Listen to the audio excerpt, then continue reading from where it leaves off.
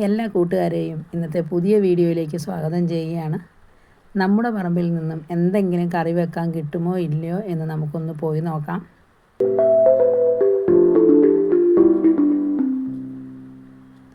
പറമ്പ് നിറയെ പൊന്നാങ്കണ്ണി ചീരയാണ് കേട്ടോ. അപ്പോൾ മഴയൊക്കെ ആയതുകൊണ്ട് നന്നായിട്ട് തളിർത്ത് നല്ല കൊഴുത്ത ഇലകളുണ്ട്.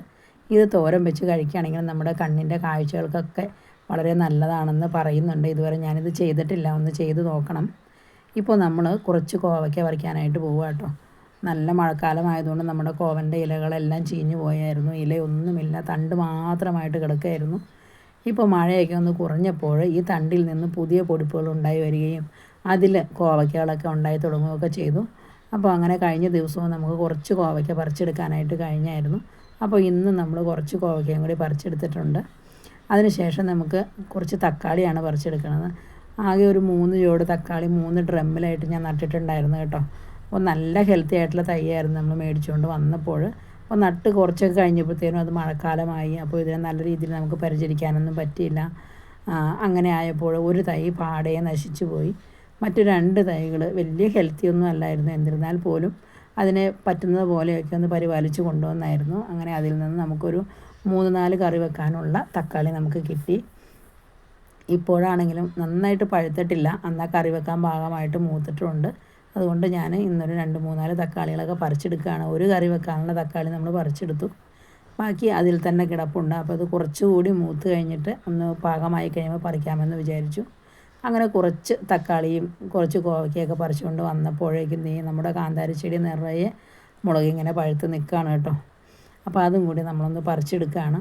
പറമ്പ് നിറയെ ഇങ്ങനെ പുല്ലുകൾ പെട്ടെന്ന് മുളച്ച് വരും. നമ്മൾ മരുന്നടിച്ചൊന്നും കളയാറില്ല. മരുന്നടിച്ച് കളഞ്ഞു കഴിഞ്ഞാൽ നമ്മുടെ കോഴികൾക്ക് നമ്മൾ ഈ പൊന്നാങ്കണ്ണി ചീരയും ഈ പറമ്പിലുണ്ടാകുന്ന ഇലകളൊക്കെയാണ് നമ്മൾ അരിഞ്ഞു കൊടുക്കുന്നത്. അതുകൊണ്ട് നമ്മൾ മരുന്നടിച്ച് കളയാറില്ല, നമ്മൾ വെട്ടിക്കളയാണ് ചെയ്യുന്നത് കാടുകളൊക്കെ.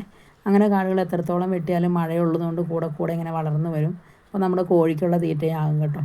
അങ്ങനെ നോക്കിയപ്പോൾ നമ്മളെ ഉണ്ടമുളക് ചീനിയിൽ 2-3 മുളകുകൾ നന്നായിട്ട് മൂത്തത് കിടപ്പുണ്ടായിരുന്നു കേട്ടോ. എന്നാൽ അതിനെയും കൂടി ഒന്ന് പറിച്ചെടുക്കാമെന്ന് വിചാരിച്ചു. അപ്പോൾ അങ്ങനെ നോക്കി ചെന്നപ്പോൾ നമുക്ക് 2 നല്ലതുപോലെ നിറം മാറി തുടങ്ങിയത് നമുക്ക് കിട്ടി. ഈ മുളകിനൊരു പ്രത്യേക ടേസ്റ്റാണ് കേട്ടോ. ഇത് നമുക്ക് കറികൾ ചേർക്കാനാണെങ്കിലും എനിക്ക് വലിയ ഇഷ്ടമാണ് ഇതിൻ്റെ ടേസ്റ്റ്. അങ്ങനെ അതും പറിച്ചിട്ട് വന്നു കഴിഞ്ഞപ്പോൾ നമ്മുടെ സുന്ദരി മുളക് ഇങ്ങനെ നോക്കി നിൽക്കുകയാണ് കേട്ടോ. അതിലും നിറയെ ഉണ്ടായിട്ടുണ്ടായിരുന്നു. അപ്പോൾ നന്നായിട്ട് നിറം മാറി തുടങ്ങിയ മുളകുകളാണ്, എല്ലാം തന്നെ നന്നായിട്ട് മൂത്തതാണ്. നമ്മളൊരു കാരണവശാലും പുറത്തുനിന്ന് കടയിൽ നിന്ന് നമ്മൾ മുളക് മേടിക്കാറില്ല. നമ്മുടെ വീട്ടാവശ്യമുള്ള മുളക് നമ്മുടെ പറമ്പിൽ നിന്ന് തന്നെ നമുക്ക് കിട്ടും കേട്ടോ. എല്ലാ രീതിയിലുള്ള മുളക് ചെടികളും നമ്മൾ നട്ട് വെച്ചിട്ടുണ്ട്. അങ്ങനെ നമ്മൾ കുറച്ച് സുന്ദരി മുളകും നമ്മൾ കുറച്ച് പറിച്ചെടുത്തിട്ട് ഇങ്ങനെ വന്നു കഴിഞ്ഞപ്പോൾ മുറ്റത്തായിട്ട് കുറച്ച് ഗ്രോ ബാഗിലായിട്ട് ഞാൻ വറ്റൽ മുളകിൻ്റെ തൈ ബാഗ് നിർത്തിയ കുറച്ച് മുളകുകളുണ്ടായിരുന്നു കേട്ടോ, മുളക് ചെടികൾ. അതിൽ നിന്നും 1-2 കൂടി മൂത്ത് കിടപ്പുണ്ടായിരുന്നു. അപ്പോൾ അതും കൂടി ഒന്ന് പറിച്ചെടുക്കാമെന്ന് വിചാരിച്ചു. അങ്ങനെ ആ മുളകും നമുക്ക് കുറച്ച് കിട്ടി. അപ്പോൾ കുറച്ച് കാന്താരിയും കുറച്ച് വറ്റൽ മുളകിൻ്റെ തൈ പാകിയ കുറച്ച് മുളക് ചെടിയും കൂടി നമ്മൾ മുറ്റത്തായിട്ടാണ് വെച്ചിരിക്കുന്നത്, ഗ്രോ ബാഗിലായിട്ട്. അപ്പോൾ അതിൽ നിന്നും നമ്മൾ കുറച്ച് പറിച്ചെടുത്തു. അങ്ങനെ ഇന്നത്തെ അത്യാവശ്യത്തിനുള്ള നമ്മുടെ പച്ചമുളകും അതുപോലെ തന്നെ തക്കാളിയും കോവയ്ക്കൊക്കെ കിട്ടിയിട്ടുണ്ട്. എന്തെല്ലാമാണ്, എത്രത്തോളം ഉണ്ടെന്നൊക്കെ ഒന്ന് നോക്കാം നമുക്ക്. ഒത്തിരി ഒന്നും നമുക്ക് വേണ്ട. നമുക്ക് അന്നന്ന് നമ്മുടെ വീടുകളിൽ കറി വെച്ച് പോകാനുള്ളതെങ്കിലും നമ്മുടെ വീടുകളിൽ ഉണ്ടെങ്കിൽ തന്നെ വിഷമില്ലാത്ത പച്ചക്കറികളാണല്ലോ. അതുകൊണ്ട് നമുക്ക് ധൈര്യമായിട്ട് ഉപയോഗിക്കാം. പച്ചയ്ക്ക് തിന്നണമെങ്കിൽ തിന്നാം. കോവയ്ക്ക, വെണ്ടയ്ക്ക, തക്കാളിയൊക്കെ നമുക്ക് പച്ചയ്ക്ക് തിന്നണമെങ്കിൽ പോലും നമുക്ക് ധൈര്യമായിട്ട് കഴിക്കാൻ പറ്റും. കാരണം ഒരു വിഷങ്ങളൊന്നും ചേർക്കാത്തതാണ്. നമ്മുടെ വീട്ടിലുണ്ടാക്കുന്ന ജൈവവളം ഉപയോഗിച്ചാണ് ഞാൻ ഇതിനെല്ലാം വളർത്തിയെടുക്കുന്നത്. ഇപ്പോൾ മഴയൊക്കെ ആയതുകൊണ്ട് നമുക്ക് ഒത്തിരി അങ്ങനെ പറമ്പിലേക്ക് ഇറങ്ങി കൃഷി ചെയ്യാനൊന്നും പറ്റിയില്ല.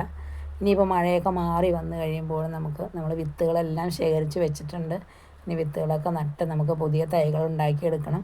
പുതിയ കൃഷികളൊക്കെ ഇനി നമുക്ക് വളർത്തിയെടുക്കണം. ഇപ്പോൾ അത്യാവശ്യം നമുക്ക് കുറച്ച് മുളക് കിട്ടിയിട്ടുണ്ട്, ഒരു കറി വെക്കാനുള്ള തക്കാളി കിട്ടിയിട്ടുണ്ട്. കഴിഞ്ഞ ദിവസം നമ്മൾ പറിച്ച് വെച്ചിരിക്കുന്ന കുറച്ച് കോവയ്ക്ക നമ്മുടെ ഫ്രിഡ്ജിലിരിപ്പുണ്ട്. എല്ലാം കൂടി കൂട്ടി ഒരു കറി വെക്കാം. അപ്പോൾ എൻ്റെ വീഡിയോ നിങ്ങൾക്ക് എല്ലാവർക്കും ഇഷ്ടപ്പെടുകയാണെങ്കിൽ ഒന്ന് കണ്ട് സപ്പോർട്ട് ചെയ്യുകയും ഫ്രണ്ട്സിനൊക്കെ ഒന്ന് ഷെയർ ചെയ്ത് കൊടുക്കുകയും ചെയ്യണേ.